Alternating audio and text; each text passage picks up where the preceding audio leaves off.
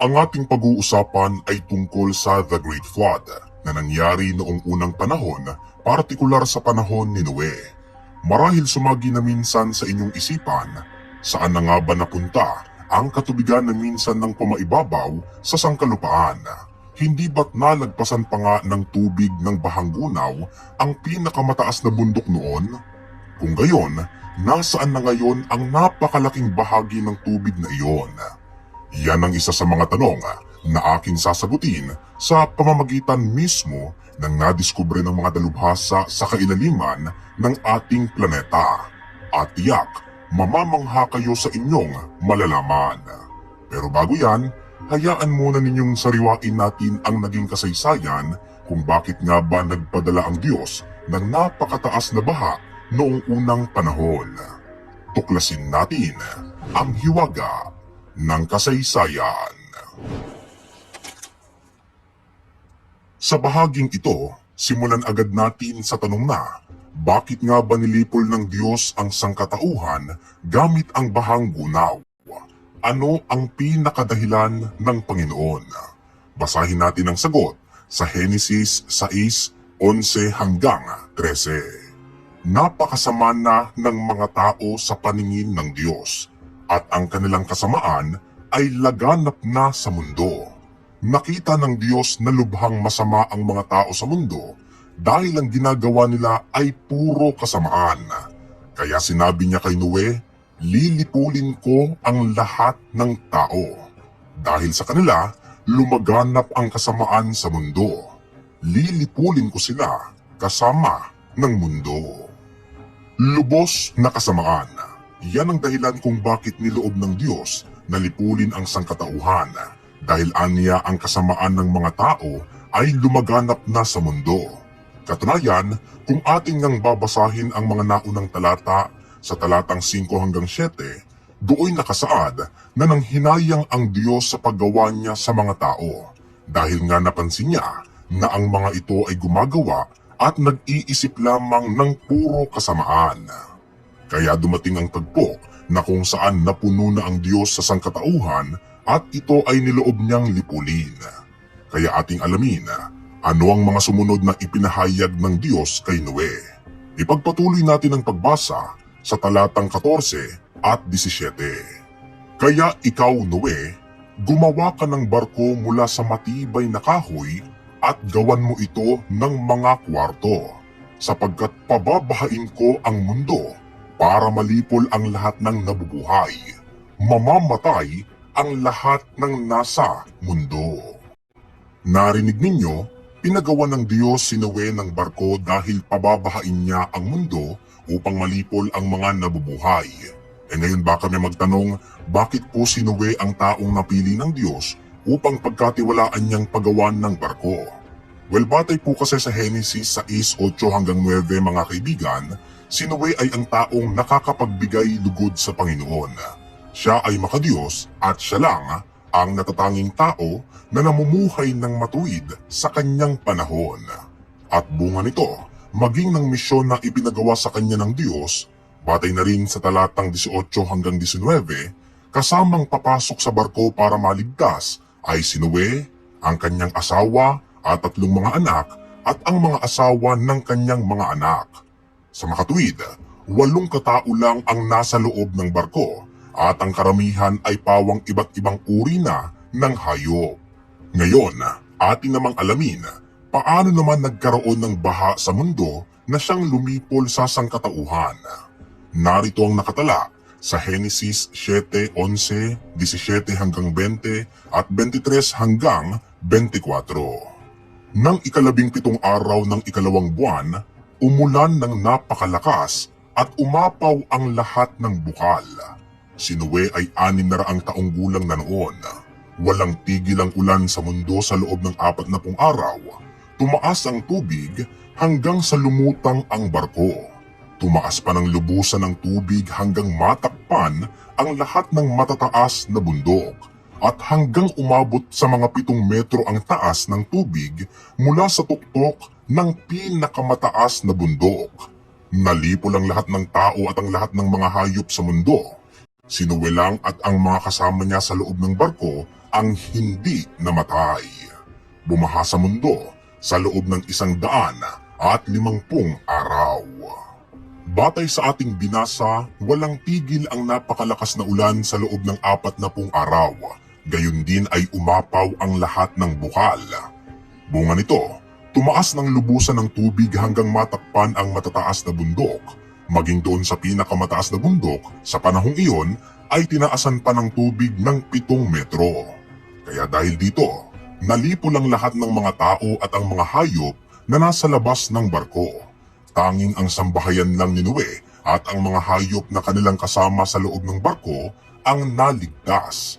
Sinabi din sa talata na bumaha sa mundo sa loob ng 150 araw. Sa madaling sabi, dahil sa kasamaan ng sangkatauhan noon, kaya piniling lipulin ng Diyos ang mga tao. Well, katunayan lang po ito na oo, ang Diyos naman talaga ay pag-ibig, ngunit hindi natin dapat kalimutan na ang Panginoon ay Diyos din ng katarungan na nagpaparusa sa mga masasama. Sa bahaging ito, dumako na tayo sa isa pang usapin na nasaan na nga ba napunta ang napakalaking bahagi ng tubig na batay sa talata ay lumagpas pa sa pinakamataas na bundok noon. Alamin natin. Noong 2014, habang ang mga scientists ay nagsasagawa ng pag-aaral tungkol sa mga lindol, kasabay nilang nadiskubre na ang ginagamit nilang seismometers ay nakakasagap ng mga shockwave na nagmumula sa kailaliman ng lupa. Simula sa pagkakataong iyon, lalo pa nilang tinutukan ang pag-iimbestiga. At bilang resulta nito, kanilang nalaman na mayroon palang napakalaking amount ng tubig ang nakabinbin sa isang uri ng lupa sa ilalim ng ating planeta na kung tawagin ay ringwoodite. Ang bahaging ito, mga kaibigan, ay matatagpuan sa pagitan ng upper mantle at lower mantle ng Earth na mayroong lalim na 410 hanggang 660 kilometers underground. Batay kay Steve Jacobsen na isang geophysicist, ang ringwoodite ay parang isang sponge na sumisipsip ng tubig. Napaka-espesyal nito dahil sa malakristal na pagkakayari dito sa ilalim ng ating planeta ay nagagawa ng ringwoodite na mangalap ng hydrogen at itrap ang katubigan sa dako kung saan siya naroroon sa ilalim nga ng sangkalupaan. Ngayon, dito kayo mahihiwagaan. Nalaman ng mga dalubhasa na ang amount ng tubig na naroroon sa kailaliman ng ringwoodite ay 3 beses ang higit kaysa sa amount ng tubig na narito mismo sa ibabaw ng ating planeta. Ang tanong, saan nagmula ang napakalaking amount ng tubig na nakabinbin sa ilalim ng lupa? Well, dyan na papasok ang pag-uugnay natin sa katubigan ng Bahang Gunaw sa panahon ni Noe. Kung maaalala ninyo, mga kaibigan, ang tubig anya ng Bahang Gunaw ay bunga ng napakalakas na pag-ulan sa loob ng 40 araw. Pero may nais pa akong ipapansin sa inyo. Kaya balikan natin ang Henesis 7:11 at ating basahin sa dating salin ng Biblia. Sa ika-6 na raang taon ng buhay ni Noe, ng 2 buwan, sa 17 araw ng buwan, ng araw ding yaon, ay nangasira ang lahat ng bukal ng lubhang kalaliman, at ang mga durungawan ng langit ay nabuksan. Maliban sa pag-ulan, ang pinagmulan pa ng tubig ng nasabing baha ay mula sa pagkakasira ng lahat ng mga bukal ng lubhang kalaliman. Sa madaling sabi, mula sa ilalim ng sangkalupaan ay bumukal ang napakalaking bahagi ng katubigan na siyang tumulong upang mangyari ang napakataas na baha. Ngayon, dumako tayo doon sa bahagi na kung saan ang tubig ay humuhupa na. Papaano nga ba nangyari ang proseso ng pagbaba ng katubigan ng Bahang Gunaw? Basahin naman natin ang Henesis 8:1 hanggang 3. Hindi kinalimutan ng Diyos si Noe at ang mga kasama niyang hayop sa loob ng barko. Kaya, pinaihip niya ang hangin sa mundo at dahan-dahang bumaba ang tubig. Tinakpan niya ang mga bukal at pinahinto ang ulan. Patuloy ang pagbaba ng tubig sa loob ng 150 araw. Pansinin ninyo, Upang ang tubig ay bumaba, pinahintuan niya ng Panginoon ang pag-ulan, gayon din tinakpan niya ang mga bukal. Dahan-dahan niyang bumababa ang tubig at patuloy ang pagbaba nito sa loob ng 150 araw. Ang tanong, sa pagbaba ng tubig, saan ito mapupunta? Diyan napapasok ang ringudite.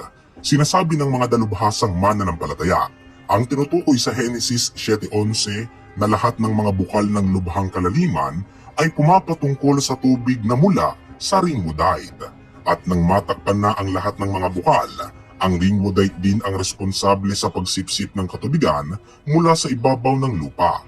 Dahil kung matatandaan ninyo ang nadiskubre ng mga geophysicists, ang ringudite po ay parang sponge na malakristal na nangangalap ng hydrogen at nagtatrap ng tubig sa kanyang kinalulugaran sa ilalim ng sangkalupaan.